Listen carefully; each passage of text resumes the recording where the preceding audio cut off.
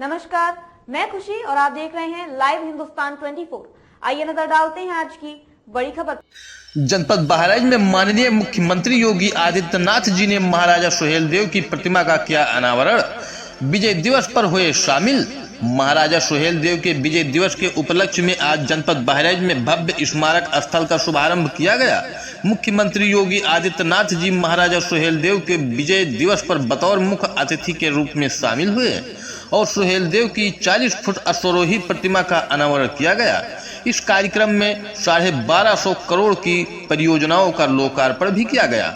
मुख्यमंत्री जी ने कहा कि मेला तो वीर योद्धाओं सुहेलदेव का होना चाहिए। जनपद बहराइच से गुलशन कुमार अवस्थी की रिपोर्ट। 10 जून 1934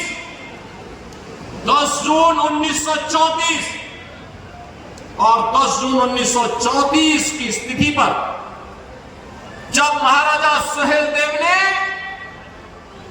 एक विदेशी आक्रांता जो गजनी से चला था भारत को लूटने के लिए, अपनी लगभग 3 लाख की सेना को लेकर, लेकिन उस विदेशी आक्रांता को, उस बर्बर आक्रांता को रोकने की युक्ति महाराज सुहेलदेव ने अपनी कूटनीति के नाते उन्होंने बड़ी प्रखरता के साथ मथुरा से लेकर के बहराइच तक पग पग पर उसके लिए इतनी बाधाएं खड़ी की कि यहां पहुंचते पहुंचते उस दुर्दांत आक्रांता की आधी सेना समाप्त हो चुकी थी। और जब इस चित्तौड़ा नामक स्थान पर महाराज सुहेलदेव के सामने पड़ा तो महाराज सुहेलदेव के साथ कुल 20 से 25 हजार योद्धा थे। 1.5 लाख योद्धा सालार मसूद के साथ पास थे, लेकिन 20 से 25 हजार इन वीर पाथरों ने उन विदेशी गाजर और मूली की तरह ऐसा काटा कि उसके बाद वो दुष्ट सालार मसूद यहां जिंदा पकड़ लिया गया और उसको सजा भी ऐसी हुई कि जो इस्लाम के अनुसार जहन्नुम में जाने की गारंटी देता है।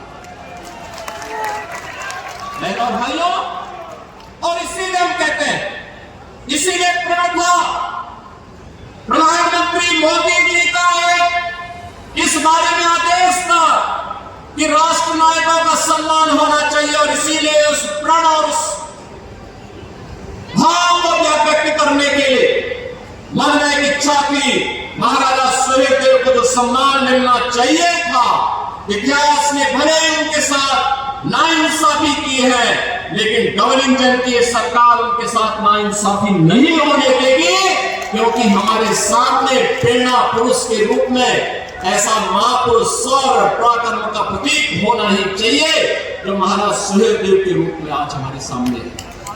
और आज उनका भव्य स्मारक यहाँ वासियों को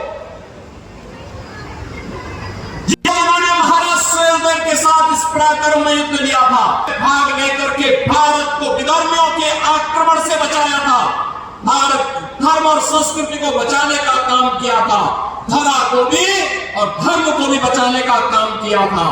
उन लोगों को पददलित कर दिया, वंचित कर दिया गया, बुनियादी सुविधाओं से वंचित कर दिया गया। और मैं पूछना चाहता हूं आज इसी अवसर पर कांग्रेस को, समाजवादी पार्टी को,